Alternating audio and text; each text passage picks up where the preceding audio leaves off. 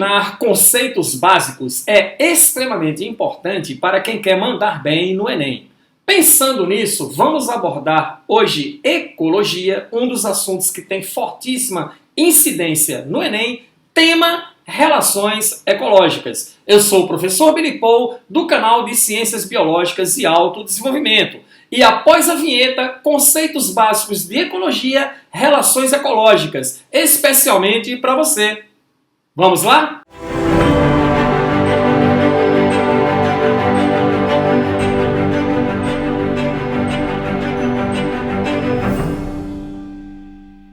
Ok, pessoal, relações ecológicas, BioHeavy, conceitos básicos de ecologia, evite esquecer.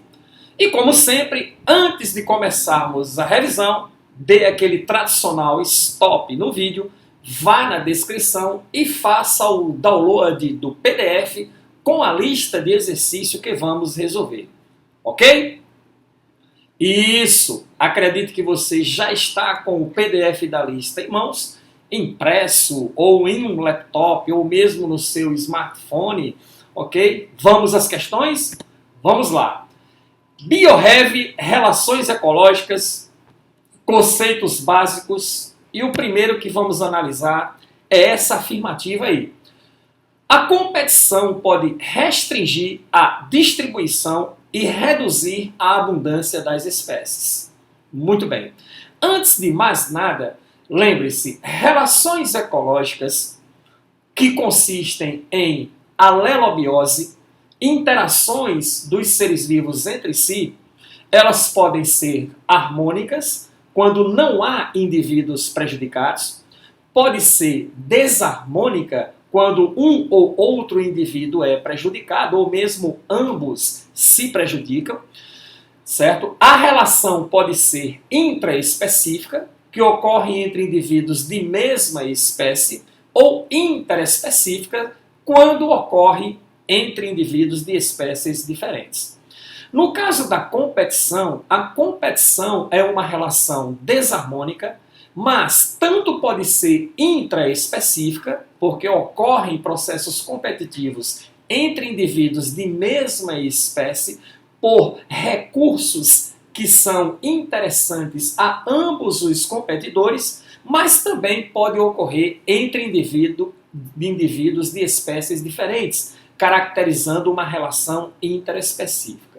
A competição pode restringir a distribuição e reduzir a abundância das espécies? Claro que sim. É uma relação negativa para ambos os indivíduos envolvidos e pode restringir consideravelmente, principalmente quando tratar-se de um caso de lei de Gauss, né? Nós já vimos na aula de revisão de conceitos ecológicos que duas espécies não podem conviver juntas se desempenharem o mesmo nicho ecológico. Mediante essas considerações, a afirmativa fica, então, verdadeira, ok? Próximo item. Nas interações predador-presa e parasita-hospedeiro, os predadores são geralmente maiores que as presas e os parasitas são menores que seus hospedeiros e vivem fora ou dentro do seu corpo. A afirmativa correta é o que acontece naturalmente nas relações presa-predador e nas relações parasita-hospedeiro. Próximo item, as plantas têm muitas interações do tipo amensalismo com os animais. Um exemplo dessas interações, dessa interação complexa, ocorre entre árvores e formigas. Nos caules ou espinhos ocos de algumas espécies de árvores, as formigas constroem seus ninhos ou se alimentam de néctar. As formigas atacam insetos folívoros, comem larvas de insetos herbívoros e ferroam mamíferos comedores de folhas. Tá? Essa observação ela está falsa. Por quê? Por causa do uso da denominação amensalismo para as relações descritas, que refletem interações entre formigas e plantas, mas o amensalismo, também conhecido como antibiose, é a relação ecológica onde uma espécie produz determinadas substâncias que inibem o desenvolvimento de uma outra, ok? Por exemplo, maré vermelha é o resultado de um processo amensal. Eu tenho, a proliferação excessiva de algas de fitoplâncton no ambiente marinho, mais especificamente as pirrófitas ou dinoflagelados. Tá? Pirrófitas, pirro quer dizer vermelho, fito quer dizer vegetal, ou seja, vegetal cor de fogo. As substâncias que dão a coloração avermelhada a essas algas fitoplantônicas são substâncias de natureza tóxica. E quando elas se desenvolvem de forma exagerada no ecossistema marinho, essas toxinas entram em contato com água e matam os peixes. Outro exemplo de amensalismo é o que acontece com os antibióticos. Determinados tipos ou espécies de fungos produzem certos antibióticos que combatem bactérias. Então, sempre que você tem uma situação em que uma espécie inibe o desenvolvimento de outra, eu estou tendo a prática do amensalismo ou da antibiose. Ok? Próximo item, interações entre plantas e seus polinizadores e dispersores de sementes são claramente mutualísticas. A alternativa absolutamente verdadeira. Okay? Se você pensar na relação ecológica entre abelhas e flores, você vai perceber claramente que a atividade das abelhas nas flores, no sentido de obter o seu néctar para a produção do mel, termina proporcionando a polinização dessas flores. Em contrapartida, as adaptações das flores que apresentam os nectários, que irão produzir as substâncias que irão proporcionar às abelhas a fabricação do mel, beneficia, por outro lado, essas abelhas. E não há outra maneira dessas flores serem polinizadas e não há outra maneira das abelhas obterem a matéria-prima tão necessária à sua atividade de nicho ecológico. Vale a pena até salientar que as abelhas são responsáveis, pelo processo reprodutivo em mais de 650 espécies de angiospermas em todo o planeta, colocando as abelhas numa posição de primeiro grupo de agentes polinizadores da natureza, ok? Vale aí a dica. Próximo item, as diferentes populações de uma comunidade têm diferentes nichos ecológicos, o que inclui diferentes fontes de alimento, reduzindo a competição intraespecífica. Ok? Beleza ou não? A alternativa, ela fica falsa. Aí você diz, professor Billy Paul, por quê? Eu vi claramente como verdadeira. As diferentes populações de uma comunidade representam grupos de organismos de diferente espécie. Não é verdade? Então, nesse caso aí, se essas diferentes espécies praticarem o mesmo nicho ecológico, elas vão entrar em competição interespecífica e não em competição intraespecífica, como é colocado na afirmativa. Entendido? Por isso que a alternativa da questão fica falsa. Alguns tipos de raízes liberam substâncias inibidoras que prejudicam o desenvolvimento de plantas concorrentes, fenômeno conhecido como antibiose. Alternativa correta. Antibiose é a mesma coisa que amensalismo. Um exemplo dessa situação, por exemplo, é o eucalipto. O eucalipto é uma árvore bastante grande, ela absorve muita água do meio ambiente, produz substâncias através de suas raízes que, jogadas no solo, impedem o desenvolvimento de outras plantas próximas a elas, caracterizando então uma relação de amensalismo ou antibiose. Próximo item, nos ecossistemas em equilíbrio, o tamanho das populações mantém-se mais ou menos constante ao longo do tempo.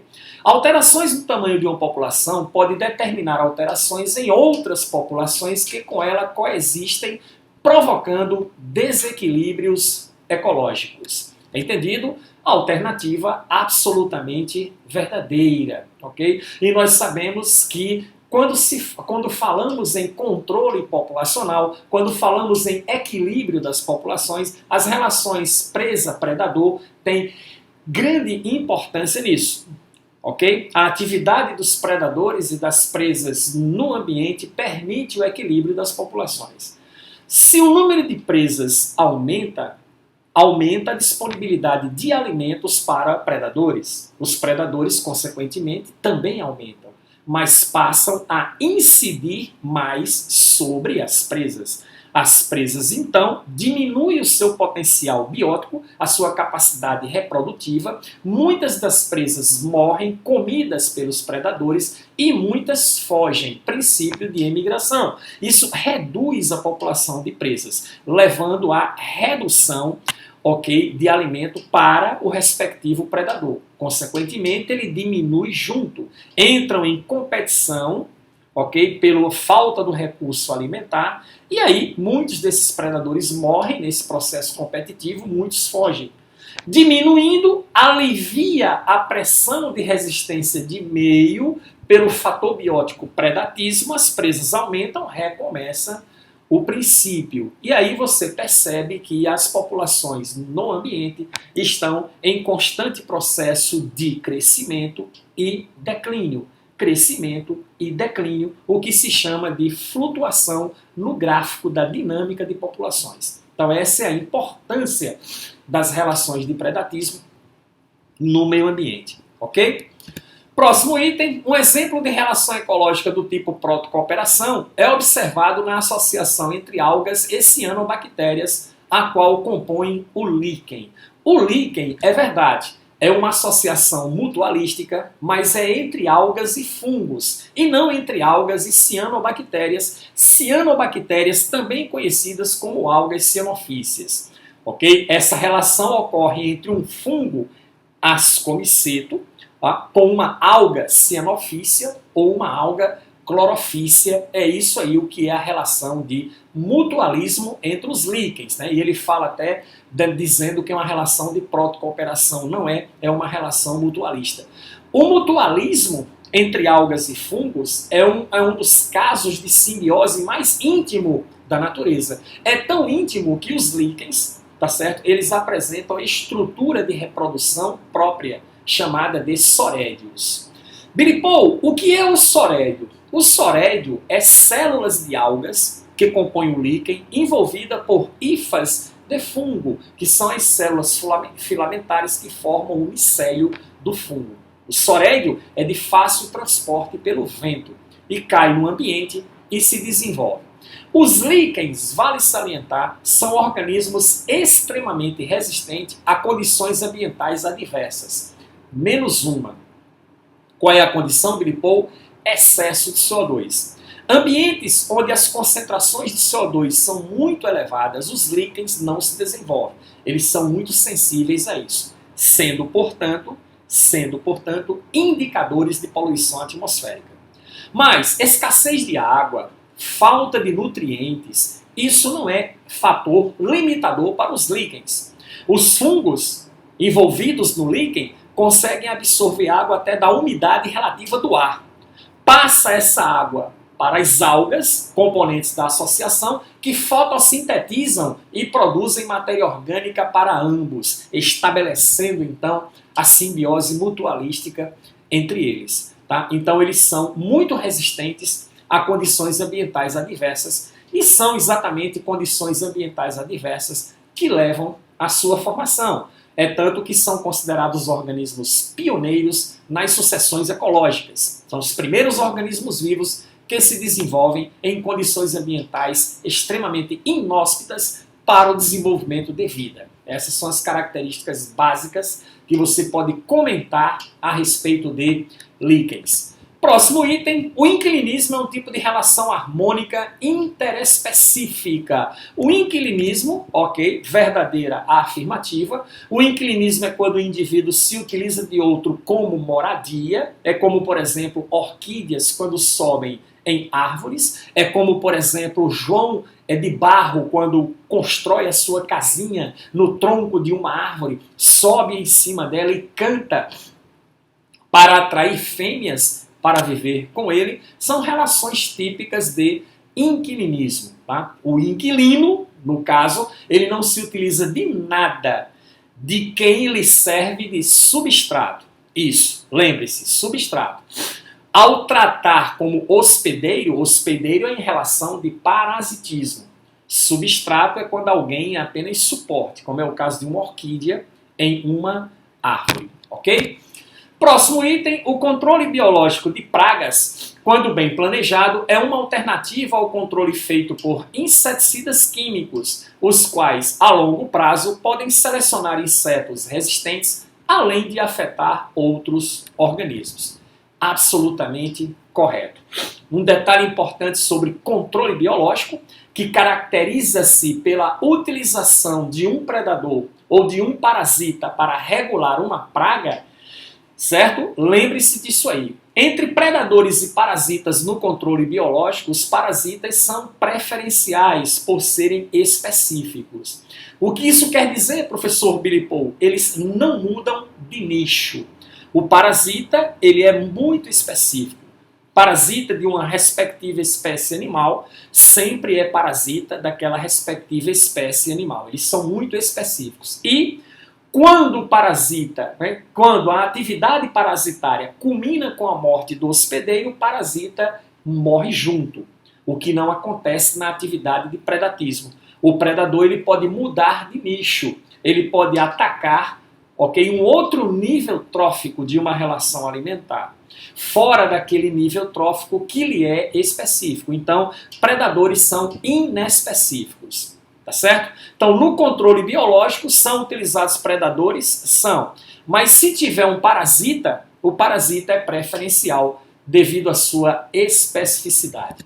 Próximo item, o gregarismo é uma relação caracterizada pelos seres vivos que vivem em bandos. Está correto isso aí, ok? Gregarismo. Então, um bando de zebras, um bando de búfalos, que são organismos vivos que tendem a se agrupar em manadas, tá? E isso é interessante para a manutenção da sobrevivência deles. Um bando de zebras juntas em grande quantidade confunde a visão dos leões, ou mais especificamente das leoas, que são quem caçam, e isso as protegem de certa forma. Esse tipo de relação chama-se gregarismo.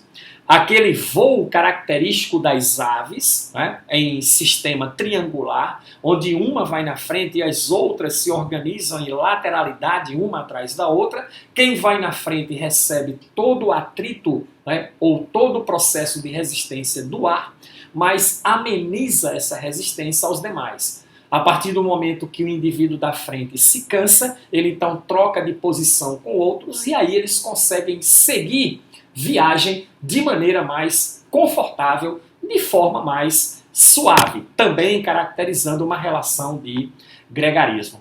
Beleza? Próxima tela, continuando os conceitos de relação ecológica, o cipó-chumbo é uma planta hemiparasita, aclorofilada e que extrai a seiva elaborada de outras plantas.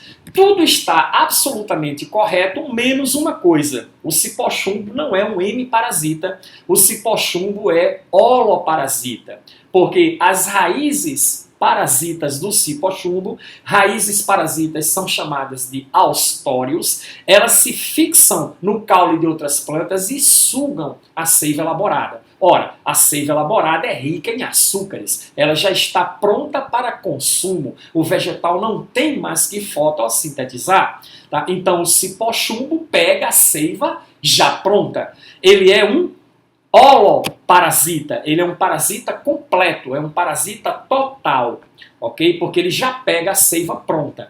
Hemiparasita, tá certo? O termo hemi em biologia significa metade, tá certo?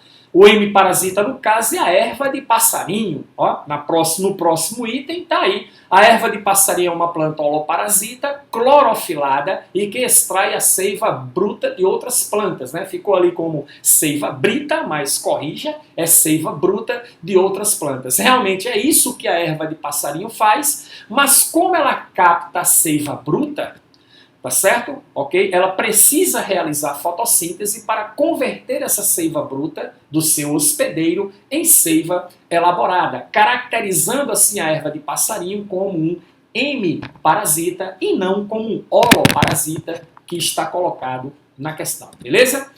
A relação ecológica entre o Aedes aegypti e o vírus da dengue é harmônica, interespecífica e denominada de forésia ou foresia, absolutamente correta. O vírus da dengue é parasita para nós, seres humanos.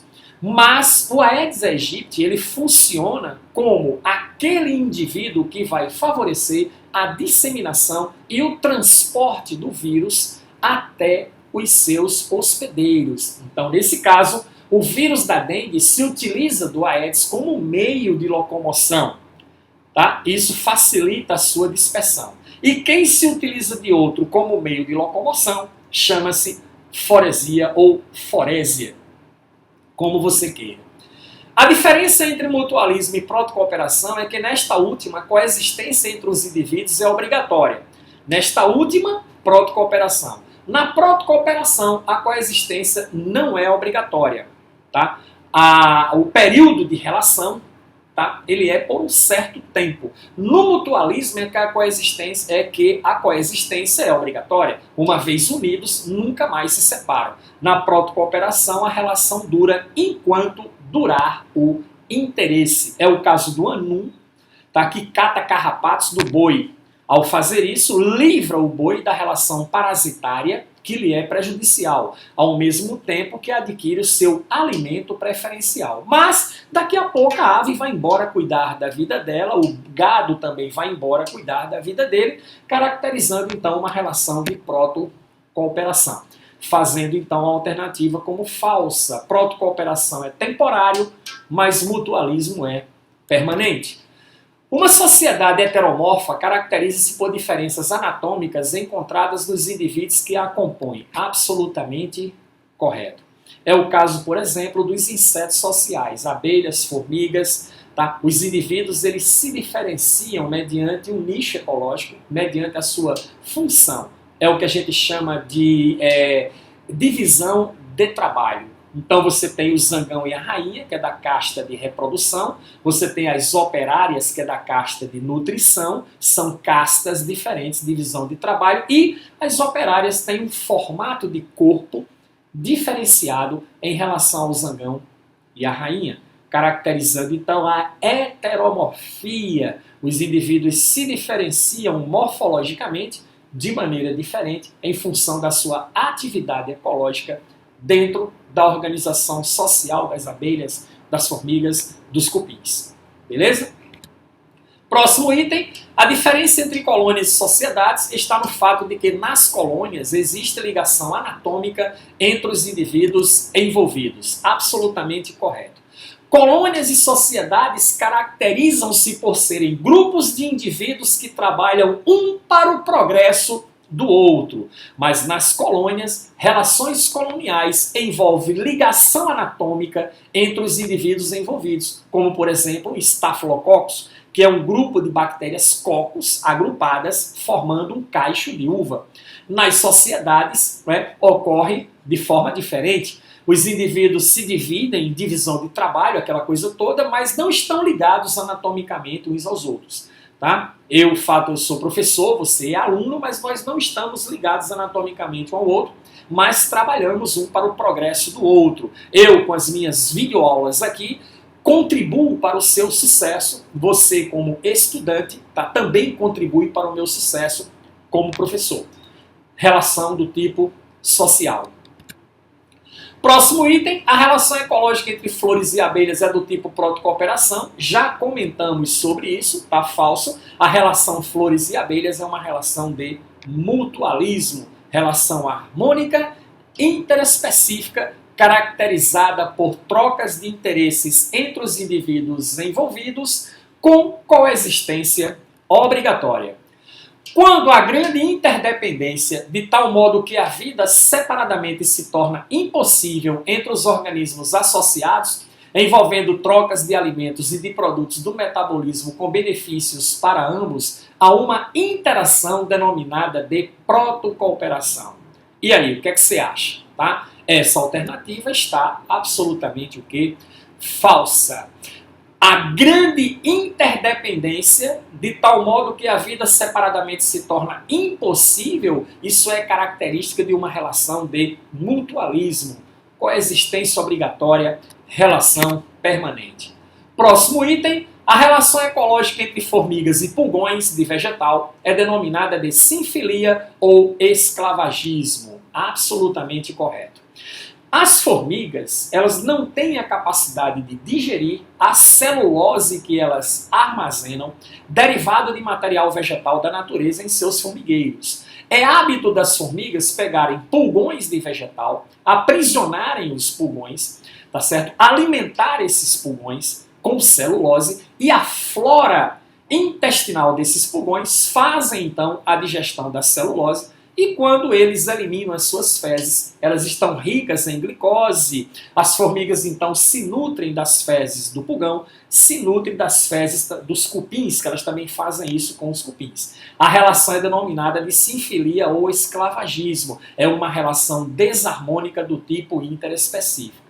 Embora há alguns autores de biologia que dizem que o esclavagismo, tá certo, quanto à desarmonia da relação, isso é discutível. Por que essa colocação? Porque os pulgões são bem tratados pelas formigas. Ok? Então alguns biólogos tendem a dizer, pô, os pulgões não são maltratados, muito pelo contrário, são muito bem tratados pelas formigas. Por que a desarmonia da relação? Mas muitos autores de biologia defendem que a liberdade é um fator ecológico importante para os seres vivos e os pulgões são privados da sua liberdade, do seu direito de ir e vir. Ok? Fica aí a discussão. Próximo item, a relação ecológica de predatismo é desarmônica, intraespecífica e funciona como mecanismo de seleção natural. Tá tudo certinho, menos uma coisa, a relação de predatismo, ela é desarmônica, tudo bem, mas ela é interespecífica, ocorre entre indivíduos de espécies diferentes. Professor, o indivíduo pode comer outro de mesma espécie? Pode, mas a relação chama-se canibalismo. Okay? É o que acontece com o louva-a-Deus, que é devorado pela fêmea após o ato sexual. A viúva negra também faz isso, tá? Mas no caso do predatismo, não. E o predatismo funciona como um mecanismo de seleção natural? Sim, funciona. Por quê? Vou lhe dizer um textozinho rápido, mas que reflete bem essa relação da seleção natural com o predatismo, que diz assim: todas as manhãs bem cedo na África levanta-se uma gazela. E o que ela faz? Ela começa a correr. Ela sabe que tem que correr mais rápido que a leoa, caso contrário, virará comida até o final do dia. Todas as manhãs bem cedo levanta-se na África uma leoa. E o que ela faz? Começa a correr. Ela sabe que tem que correr mais rápido que a gazela. Caso contrário, não conseguirá comida até o final do dia, tanto para ela como para a sua família. Moral da história: na selva da vida, não importa se você é uma leoa ou uma gazela, ao acordar pela manhã, comece a correr. É a lei da sobrevivência. Moral da história: só as presas mais fortes na arte de escapar do predatismo sobrevivem. Só os predadores mais adaptados na arte de caçar sobrevivem. Então, quem for melhor adaptado na arte de fugir, melhor adaptado na arte de caçar, obterá sucesso. Seleção natural, por Charles Darwin e Alfred Russel Wallace. Próximo item.